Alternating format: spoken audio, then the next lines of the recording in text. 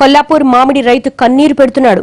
ఈ కాయలకు మార్కెట్లో విపరీతమైన డిమాండ్ ఉంది, మంచి రేటు పలుకుతోంది. కానీ ఇప్పుడు చేతిలో పంట లేదు, పైగా దళారులు దోబూచులాడుతున్నారు.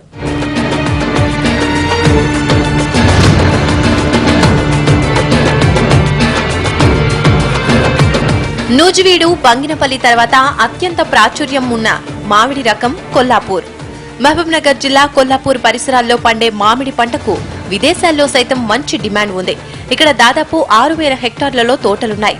అయితే ఈసారి పూత ఆలస్యంగా రావటం, ఫిబ్రవరి, మార్చి నెలల్లో కురిసిన అకాల వర్షాలు దిగుబడిని బాగా దెబ్బతీశాయి.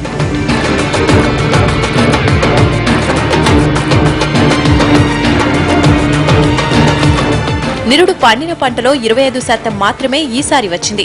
అప్పుడు అంత పంట వచ్చినా టన్నుకు 15 నుంచి 30 వేల మధ్య ధర పలికింది. ఈసారి మాత్రం అది 70 నుంచి 90 వేలకు పెరిగింది. అయినా చేతిలో పంట లేదు. రేటుంది కదా అని ఎక్కువ సరుకును మార్కెట్ కు తీసుకెళ్తే వెంటనే తగ్గించేస్తున్నారు వ్యాపారులు. సంవత్సరం అయితే వర్షాలు లేక సగం, ఇప్పుడు వచ్చే గాలులకు, వనగన్లకు ఈ రకంగా కూడా మొత్తం లాస్ అయినాం.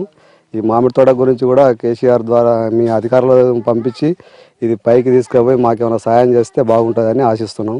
ఈసారి అయితే పూర్తి స్థాయిలో వర్షాలు వచ్చి ఆ వనగండ్లు పడి గాలి బాగా రావడం మూలంగా పూర్తిగా కాయలు రాలిపోయి చాలా నష్టపోయినారు. ఇక్కడ తోటలు పట్టిన వాళ్ళు రైతులు నష్టపోతున్నారు. కాబట్టి వాళ్ళని కాపాడాల్సిన బాధ్యత ఈ తెలంగాణ గవర్నమెంట్కు ఉందని చెప్పేసి మేము మీ టీవీ ద్వారా వారికి కేసీఆర్ కానీ మిగతా కృష్ణారావు గారు కానీ చెప్తా ఉన్నాం.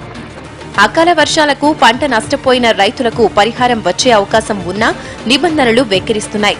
ప్రస్తుతం వానకు పూత రాలిపోయి కాయలు రాక దిగుబడి 75% తగ్గింది. ఉన్న కాయలు కూడా వడగాళ్ల వానకు దెబ్బతిన్నాయి. కానీ నిబంధనల ప్రకారం పరిహారం రావాలంటే చెట్టు వేళ్లతో సహా కూలిపోవాలి, లేదా కొమ్మలు మొత్తం విరిగిపోవాలి. అదీ కాదంటే వానలు లేక తోటలో 50% చెట్లు ఎండిపోవాలి. ఇలాంటి విచిత్ర నిబంధనలతో అడ్డుపడకుండా ఆదుకోమంటున్నారు కొల్లాపూర్ మామిడి రైతులు.